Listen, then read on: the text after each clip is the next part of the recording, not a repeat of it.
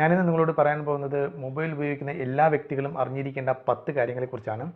തീർച്ചയായിട്ടും സ്ത്രീകൾ, പെൺകുട്ടികൾ തീർച്ചയായിട്ടും അറിഞ്ഞിരിക്കണം. ഈ ഒരു 10 കാര്യങ്ങൾ കണ്ടതിന് ശേഷം ഈ വീഡിയോയെക്കുറിച്ചുള്ള നിങ്ങളുടെ അഭിപ്രായം തീർച്ചയായിട്ടും ഈ താഴെ കമൻറ്റ് ബോക്സിൽ രേഖപ്പെടുത്തുക. നിങ്ങൾക്ക് എത്രത്തോളം പ്രയോജനപ്പെട്ടു എന്ന് എനിക്ക് അറിയുന്നതിന് വേണ്ടിയാണ് ഞാനത് പറയുന്നത്. അപ്പോൾ നമുക്ക് കൂടുതൽ സമയം കളയേണ്ട ആ വീഡിയോയിലേക്ക് കടക്കാം.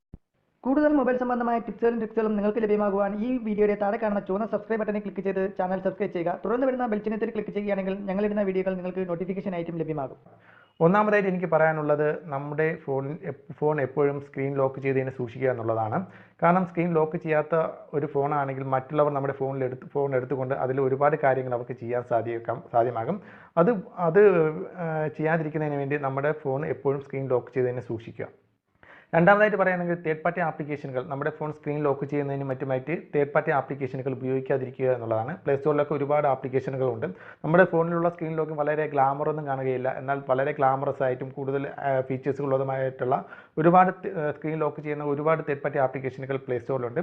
അവയൊന്നും നിങ്ങൾ വിശ്വസിക്കാതിരിക്കുക. അതുപോലെ തന്നെ നമ്മുടെ ആപ്ലിക്കേഷൻ ലോക്കർ, അതുപോലെ തന്നെ ഫോൾഡർ ലോക്കർ, അങ്ങനെ ഒരുപാട് ലോക്കിംഗ് ആപ്ലിക്കേഷനുകൾ പ്ലേ സ്റ്റോറിലുണ്ട്.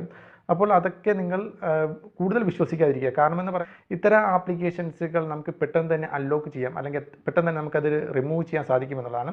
ഇപ്പോൾ ഉദാഹരണമായിട്ട് എൻ്റെ കയ്യിൽ ഒരു ഫോൺ കിട്ടിയെന്ന് വിചാരിക്കുക. അതിൽ ഒരു തേർഡ് പാർട്ടി ആപ്ലിക്കേഷൻ ഉപയോഗിച്ചാണ് സ്ക്രീൻ ലോക്ക് ചെയ്തിട്ടുള്ളത് എങ്കിൽ ജസ്റ്റ് ആ ഫോണൊന്ന് സ്വിച്ച് ഓഫ് ചെയ്ത് ഓൺ ആക്കിയാൽ മാത്രം മതിയാവും നമുക്കത് ആ സ്ക്രീൻ അൺലോക്ക് ചെയ്യാൻ സാധിക്കും. കാരണം എന്ന് പറയുന്നത് ഏതൊരു തേർഡ് പാർട്ടി ആപ്ലിക്കേഷനും നമ്മുടെ ഫോണിൽ വർക്ക് ചെയ്യുന്നതിന് വേണ്ടി ഒരു 5 സെക്കൻഡോളം സമയമെടുക്കും. ആ 5 സെക്കൻഡോളം സമയത്തിനകത്ത് വെച്ച് നമുക്ക് ആ ഫോൺ ഓണായി കിട്ടിയതിന് ശേഷം 5 സെക്കൻഡ് ആ ഒരു സ്ക്രീൻ ലോക്കിംഗ് ആപ്ലിക്കേഷൻ നമ്മുടെ ഫോണിൽ പ്രവർത്തിക്കുന്നതിന് മുന്നാടിയായിട്ട് നമ്മൾ ആ ഫോണിൻ്റെ സെറ്റിങ്സ് എടുത്തുകൊണ്ട് ആ ആപ്ലിക്കേഷൻ ഇൻഫർമേഷൻസിൽ പോയിട്ട് ആ ആപ്ലിക്കേഷൻ സ്റ്റോപ്പ് ചെയ്യുകയോ അൺഇൻസ്റ്റാൾ ചെയ്യുകയോ ചെയ്യുകയാണെങ്കിൽ നമുക്ക് സ്ക്രീൻ ലോക്ക് പിന്നെ വരികയില്ല. ഒരു ആപ്ലിക്കേഷൻ ലോക്കോ സ്ക്രീൻ ലോക്കോ പിന്നെ നമ്മുടെ ഫോണിൽ പ്രവർത്തിക്കുകയില്ല എന്നുള്ളതാണ്. ഈസി ആയിട്ട് തന്നെ നമുക്ക് ആ ഫോണിൻ്റെ മറ്റുള്ളവർക്ക് നമ്മുടെ ഫോണിൻ്റെ ആക്സസ്നെസ് നേടിയെടുക്കാൻ സാധിക്കും എന്നുള്ളതാണ്. അതുകൊണ്ട് തേർഡ് പാർട്ടി ആപ്ലിക്കേഷനുകളൊന്നും നിങ്ങൾ സ്ക്രീൻ ലോക്ക് ചെയ്യുന്നതിനായിട്ട് ഉപയോഗിക്കാതിരിക്കുക. നിങ്ങളുടെ ഫോണിൽ തന്നിരിക്കുന്ന സെക്യൂർഡ് ആയിട്ടുള്ള സ്ക്രീൻ ലോക്ക് തന്നെ നിങ്ങൾ ഉപയോഗിക്കുക.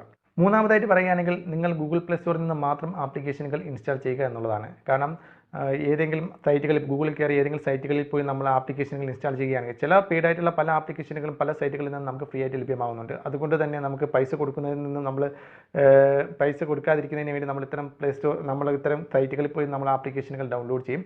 എന്നാൽ അങ്ങനെ ചെയ്യാതിരിക്കുക. കാരണം എന്ന് പറയുന്നത് ഇത്തരം ആപ്ലിക്കേഷനുകൾ തേർഡ് പാർട്ടി ആപ്ലിക്കേഷനുകൾ നമ്മൾക്ക് ഗൂഗിൾ പ്ലേ സ്റ്റോറിൽ നിന്ന് എല്ലാ സൈറ്റുകളിൽ നിന്ന് ലഭ്യമാകുന്ന ആപ്ലിക്കേഷൻസിനകത്ത് ഇൻജക്റ്റ് ചെയ്തിരിക്കുന്ന കോഡുകളും ബൈനറികളും നമ്മുടെ ഫോണിലുള്ള സ്റ്റോറേജിലുള്ള ഇൻഫർമേഷൻസുകൾ, നമ്മുടെ വീഡിയോസ്, ഇമേജസ് ഇവയെല്ലാം ചോർത്തിക്കൊണ്ട് പോകുന്നതിന് കാരണമാകും.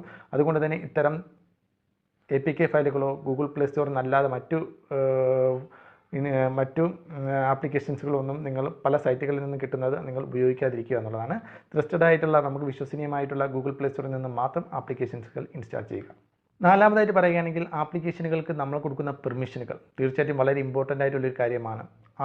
ഒരു ആപ്ലിക്കേഷൻ ഇൻസ്റ്റാൾ ചെയ്യുമ്പോൾ നമ്മൾ ശ്രദ്ധിക്കണം, ആ ആപ്ലിക്കേഷന് വേണ്ട പെർമിഷനുകൾ മാത്രം നമ്മൾ കൊടുക്കാൻ ശ്രമിക്കുക. നമ്മൾ ആപ്ലിക്കേഷൻ ഇൻസ്റ്റാൾ ചെയ്യുമ്പോൾ തന്നെ പല പെർമിഷനുകളും ആപ്ലിക്കേഷൻ ചോദിക്കുന്നുണ്ട്. അവയെല്ലാം നമ്മൾ അലോ ചെയ്ത് കൊടുക്കാറാണ് പതിവ്.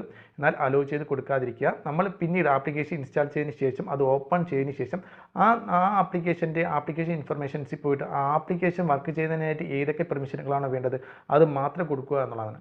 പല ആപ്ലിക്കേഷൻ നമ്മുടെ സ്റ്റോറേജ് പെർമിഷനുകൾ, അതുപോലെ തന്നെ നമ്മുടെ ഫോണിൻ്റെ പെർമിഷനുകളൊക്കെ ചോദിക്കാറുണ്ട്. ഇതൊന്നും എല്ലാ ആപ്ലിക്കേഷനും വേണ്ട ഒരു പെർമിഷൻ അല്ല. നമുക്ക് ആവശ്യമില്ലാന്ന് അത്തരം പെർമിഷനുകൾ ആവശ്യമില്ലാന്നുണ്ടെങ്കിൽ അത്തരം പെർമിഷനുകൾ കൊടുക്കാതിരിക്കാം. അതുപോലെ തന്നെ ചില ആപ്ലിക്കേഷനുകൾ നമ്മുടെ ഡിവൈസ് അഡ്മിനിസ്ട്രേറ്റീവിൻ്റെ പെർമിഷൻ ചോദിക്കാറുണ്ട്. വളരെ കാര്യമായിട്ട് തന്നെ നിങ്ങൾ അറിഞ്ഞിരിക്കേണ്ട ഒരു കാര്യമാണ്. ഡിവൈസ് അഡ്മിനിസ്ട്രേറ്റീവ് പെർമിഷൻ കൊടുക്കുന്ന ആ ഒരു ആപ്ലിക്കേഷൻ്റെ ഡെവലപ്പർക്ക് നമ്മുടെ ഫോൺ പൂർണ്ണമായിട്ട് നിയന്ത്രിക്കാനുള്ള ഒരു പെർമിഷനാണ് നമ്മൾ കൊടുക്കുന്നത്. നമ്മൾ ആപ്ലിക്കേഷൻ നമ്മുടെ ഫോൺ ഓൺ ചെയ്യണോ ഓഫ് ചെയ്യണോ എന്തൊക്കെ ചെയ്യണമെന്നുള്ളത് അവർക്ക് ഒരു പെർമിഷനാണ് നമ്മളത് കൊടുക്കുന്നത്. അതുകൊണ്ട് തീർച്ചയായിട്ടും നമ്മൾ ഡിവൈസ് അഡ്മിനിസ്ട്രേറ്റീവ് പെർമിഷനുകൾ ഒരു ആപ്ലിക്കേഷനുകളും കൊടുക്കാതിരിക്കുക എന്നുള്ളതാണ്. അതിനെക്കുറിച്ച് ഏകദേശം ഡീറ്റെയിൽസ് ആയിട്ടുള്ളൊരു വീഡിയോ ഞാൻ അപ്ലോഡ് ചെയ്തിട്ടുണ്ട്. അതിൻ്റെ ലിങ്ക് ഞാൻ വീഡിയോ ഡിസ്ക്രിപ്ഷനിൽ കൊടുത്തിട്ടുണ്ട്. ഡിവൈസ് അഡ്മിനിസ്ട്രേറ്റീവിനെ കുറിച്ച് കൂടുതൽ ഡീറ്റെയിൽസ് ആയിട്ട് അറിയണമെന്നുണ്ടെങ്കിൽ ആ വീഡിയോ നിങ്ങൾക്ക് കാണാവുന്നതാണ്. അഞ്ചാമതായിട്ട് പറയുകയാണെങ്കിൽ വാട്സപ്പ്, ഫേസ്ബുക്ക് തുടങ്ങിയ സോഷ്യൽ മീഡിയ ആപ്ലിക്കേഷൻ ഉപയോഗിക്കുന്ന വ്യക്തികൾ അവരുടെ പ്രൈവസി ഇൻഫർമേഷൻസുകൾ സൂക്ഷിച്ച് വയ്ക്കുക, അതായത് സെക്യൂർഡായിട്ട് വയ്ക്കുക എന്നുള്ളതാണ്. എല്ലാ ഇത്തരം ആപ്ലിക്കേഷനുകളുടെ എല്ലാത്തിൻ്റെയും സെറ്റിങ്സിൽ അക്കൗണ്ട്സ് എന്നൊരു ഓപ്ഷന് പ്രൈവസി എന്ന് പറയുന്ന ഒരു ഓപ്ഷനുണ്ട്. അവിടെ പോയിട്ട് നിങ്ങളുടെ പേഴ്സണലായിട്ടുള്ള ഇൻഫർമേഷൻസുകളെല്ലാം, നിങ്ങളുടെ ഫോൺ നമ്പർ, മറ്റ് ഡീറ്റെയിൽസുകൾ, അഡ്രസ്സുകൾ, ജിമെയിൽ ID ഇവയെല്ലാം നിങ്ങൾ ഒരു മറ്റുള്ളവർ കാണാത്ത രീതിയിൽ സെക്യൂർഡായിട്ട് സൂക്ഷിച്ച് വയ്ക്കുക. അതായത് പബ്ലിക്കാക്കി വയ്ക്കാതെ യുവർ ഓൺ എന്നുള്ള ഓപ്ഷനിൽ ക്ലിക്ക് ചെയ്തുകൊണ്ട്, അല്ലെങ്കിൽ നിങ്ങളുടെ ഫ്രണ്ട്സിന് മാത്രം കാണത്തക്ക രീതിയിൽ മാത്രം നിങ്ങളുടെ അത്തരം പെർമിഷനുകൾ സെറ്റ് ചെയ്യുക. പബ്ലിക് എന്നുള്ളത് നിങ്ങൾ മാറ്റി വയ്ക്കുക എന്നുള്ളതാണ്. ആറാമതായിട്ട് പറയുകയാണെങ്കിൽ, നിങ്ങളുടെ ഫോൺ റിപ്പയറിങ്ങിന് കൊടുക്കുന്ന സമയത്ത് എന്തെങ്കിലും പ്രോബ്ലം നിങ്ങളുടെ ഫോണിൽ വരികയാണെങ്കിൽ, നമ്മൾ റിപ്പയറിങ്ങിന് കൊടുക്കുന്ന സമയത്ത് നിങ്ങളുടെ പ്രസൻസിൽ മാത്രം ആ ഫോൺ ശരിയാക്കുവാൻ പറയുക എന്നുള്ളതാണ്. ചെറിയ പ്രോബ്ലംസ് ആണെങ്കിൽ നിങ്ങളുടെ പ്രസൻസിൽ മാത്രം ശരിയാക്കുക. അല്ല വലിയ പ്രോബ്ലംസുകളാണ് എങ്കിൽ, നിങ്ങളുടെ ഫോൺ ഓൺ ആകുന്ന കണ്ടീഷൻ ആണെങ്കിൽ നിങ്ങളുടെ ഫോണിലുള്ള ജിമെയിൽ ID അതുപോലെ തന്നെ നിങ്ങളുടെ ഇൻഫർമേഷൻസുകളെല്ലാം, നിങ്ങളുടെ പേഴ്സണൽ ഇൻഫർമേഷൻസുകളെല്ലാം റിമൂവ് ചെയ്യുക. അതോടൊപ്പം തന്നെ എടുക്കുക SD കാർഡ്, അതുപോലെ തന്നെ നിങ്ങളുടെ SIM കാർഡ് ഇവയെല്ലാം റിമൂവ് ചെയ്യുക. അതിനുശേഷം നിങ്ങളുടെ ഫോണിലുള്ള സ്റ്റോറേജിലുള്ള എല്ലാ ഡീറ്റെയിൽസുകളും നിങ്ങൾ ഫോർമാറ്റ് ചെയ്തതിന് ശേഷം മാത്രം പോരാ, അതിന് അവർക്ക് റിക്കവർ ചെയ്തെടുക്കാതിരിക്കുന്നതിന് വേണ്ടി നമ്മൾ അതിലേക്ക് ഒന്നുകിൽ നമ്മുടെ ഫോൺ എൻക്രിപ്റ്റ് ചെയ്യുക, അല്ലെന്നുണ്ടെങ്കിൽ വേണ്ടാത്ത ഫയലുകൾ റീലോഡ് ചെയ്യുക. അത് എങ്ങനെയാണ് എന്നുള്ളതിനെക്കുറിച്ചുള്ള വീഡിയോസുകൾ ഞാൻ അപ്ലോഡ് ചെയ്തിട്ടുണ്ട്. ആ വീഡിയോ കാണുകയാണെങ്കിൽ നിങ്ങൾക്ക് ഡീറ്റെയിൽസ് ആയിട്ട് മനസ്സിലാക്കാൻ സാധ്യമാകും. അതായത് മറ്റുള്ളവർ നമ്മുടെ ഫയലുകൾ റിക്കവർ ചെയ്തെടുക്കാതിരിക്കുന്നതിന് വേണ്ടി നമ്മൾ എന്താണ് ചെയ്യേണ്ടത് എന്നുള്ളതിനെക്കുറിച്ചുള്ള വീഡിയോ ആണ്. അതിൻ്റെ ലിങ്ക് ഞാൻ വീഡിയോ ഡിസ്ക്രിപ്ഷനിൽ കൊടുത്തിട്ടുണ്ട്. അപ്പോൾ അതെല്ലാം ചെയ്തതിന് ശേഷം മാത്രം നിങ്ങളുടെ ഫോൺ കൊടുക്കുക. നിങ്ങളുടെ മൊബൈൽ ഏത് മൊബൈലാണോ ആ മൊബൈലിൻ്റെ ഓതറൈസ്ഡ് ആയിട്ടുള്ള സർവീസ് സെൻ്ററിൽ മാത്രം കൊടുത്ത് ചെയ്യുവാൻ പ്രത്യേകം ശ്രദ്ധിക്കുക. അത് കുറച്ചുകൂടെയൊക്കെ സെക്യൂർഡാണ്. ഏഴാമതായിട്ട് പറയുകയാണെങ്കിൽ, നിങ്ങളുടെ പഴയ ഫോണോ SD കാർഡോ USB-യോ എന്നുള്ളവ മറ്റുള്ളവർ വിൽക്കുന്ന സമയത്ത് തീർച്ചയായും ഫോണുകളിൽ മറ്റും അടങ്ങിയിരിക്കുന്ന ഫയലുകൾ മറ്റുള്ളവർക്ക് റിക്കവർ ചെയ്തെടുക്കാൻ സാധിക്കാത്ത രീതിയിൽ പൂർണ്ണമായിട്ടും ഇറേസ് ചെയ്തതിന് ശേഷം, അല്ലെങ്കിൽ പൂർണ്ണമായിട്ട് ഫോർമാറ്റ് ചെയ്തതിന് ശേഷം മാത്രം നിങ്ങൾ കൊടുക്കുക എന്നുള്ളതാണ്. അപ്പോൾ റിക്കവർ ചെയ്തെടുക്കാതിരിക്കുന്നതിന് വേണ്ടി നമ്മൾ എന്താണ് ചെയ്യേണ്ടത് എന്ന് ചോദിക്കുകയാണെങ്കിൽ, അതിനെക്കുറിച്ചുള്ള വീഡിയോ ഞാൻ അപ്ലോഡ് ചെയ്തിട്ടുണ്ട്. ഇപ്പോൾ എല്ലാം കൂടെ പറഞ്ഞു കഴിഞ്ഞാൽ വീഡിയോ ഭയങ്കര ലെങ്ത് ആയി പോകും. അപ്പോൾ അത് അറിയുന്നതിന് വേണ്ടി അതിൻ്റെ ലിങ്ക് ഞാൻ വീഡിയോ ഡിസ്ക്രിപ്ഷനിൽ കൊടുത്തിട്ടുണ്ട്. ആ വീഡിയോ നിങ്ങൾ കണ്ടു നോക്കുക. മറ്റുള്ളവർക്ക് റിക്കവർ നിങ്ങളുടെ ഫോണിലുള്ള ഫയലുകൾ നമ്മൾ ഫോർമാറ്റ് ചെയ്തിട്ടാണ് കൊടുക്കുന്നത് എങ്കിൽ പോലും നമ്മുടെ ഫയലുകൾ റിക്കവർ ചെയ്തെടുക്കാൻ സാധ്യമാകും. അതിലടങ്ങിയ ഫയലുകൾ റിക്കവർ ചെയ്തെടുക്കാൻ സാധ്യമാകും. അങ്ങനെ റിക്കവർ ചെയ്തെടുക്കാതിരിക്കുന്നതിന് വേണ്ടിയുള്ള എന്തൊക്കെ ചെയ്യണമെന്നുള്ളതിനെക്കുറിച്ചാണ് ഞാൻ ആ വീഡിയോ പറയുന്നത്. ആ വീഡിയോ കാണുക. എട്ടാമതായിട്ട് പറയുകയാണെങ്കിൽ, നിങ്ങളുടെ ഫോൺ എപ്പോഴും അപ്ഡേറ്റ് ചെയ്ത് സൂക്ഷിക്കുക എന്നുള്ളതാണ്. കമ്പനി നമുക്ക് നൽകുന്ന അപ്ഡേറ്റുകളെല്ലാം നമ്മൾ സ്വീകരിക്കുക എന്നുള്ളതാണ്. അതുപോലെ തന്നെ ഏതൊരു ആപ്ലിക്കേഷനുകളിലും നൽകുന്ന അപ്ഡേറ്റുകൾ നമ്മൾ സ്വീകരിക്കാം. കാരണം എന്ന് പറഞ്ഞാൽ പല സെക്യൂരിറ്റി പരമായിട്ടുള്ള പല പ്രോബ്ലംസുകളും വരുമ്പോഴാണ് ഫോണിലെ കമ്പനിക്കാർ നമുക്ക് അപ്ഡേറ്റ് തരുന്നത്. ആ അപ്ഡേറ്റ് നമ്മൾ സ്വീകരിച്ചില്ല എന്നുണ്ടെങ്കിൽ ചിലപ്പോൾ നമ്മുടെ ഫോണിലുള്ള കാര്യങ്ങൾ ചിലപ്പോൾ ചോർത്തപ്പെടാനുള്ള ചാൻസ് ഉണ്ട്. അപ്പോൾ സെക്യൂരിറ്റി പരമായിട്ടുള്ള അപ്ഡേറ്റുകളെല്ലാം നിങ്ങൾ സ്വീകരിക്കുക. അതോടൊപ്പം പഴയ ഫോണുകൾ ഉപയോഗിക്കുന്ന വ്യക്തികളാണെങ്കിൽ അതിലടങ്ങിയിരിക്കുന്നത് പഴയ ആൻഡ്രോയിഡ് വേർഷനിലുള്ള ഫോണുകളായിരിക്കും ഉണ്ടായിരിക്കുക. അതുകൊണ്ട് തന്നെ അതിൻ്റെ സെക്യൂരിറ്റി വളരെ കുറവായിരിക്കും എന്നുള്ളതാണ്. പുതിയ വേർഷൻ്റെ അപ്ഡേറ്റുകൾ നൽകുവാൻ ചിലപ്പോൾ കമ്പനിക്കാർക്ക് നൽകാൻ സാധിക്കുകയും ഇല്ലാത്ത സാഹചര്യത്തിൽ നിങ്ങൾ ഇമ്പോർട്ടൻ്റ് ആയിട്ടുള്ള ഫയലുകൾ സൂക്ഷിച്ച് വയ്ക്കുന്ന ഒരു ഫോണാണ് എങ്കിൽ തീർച്ചയായിട്ടും പഴയ ഫോൺ മാറ്റിയിട്ട് പുതിയ വേർഷനിലുള്ള ഫോൺ വാങ്ങുന്നത് തന്നെയാണ് ഏറ്റവും ബെറ്റർ ആയിട്ട് എനിക്ക് പറയാനുള്ളത്.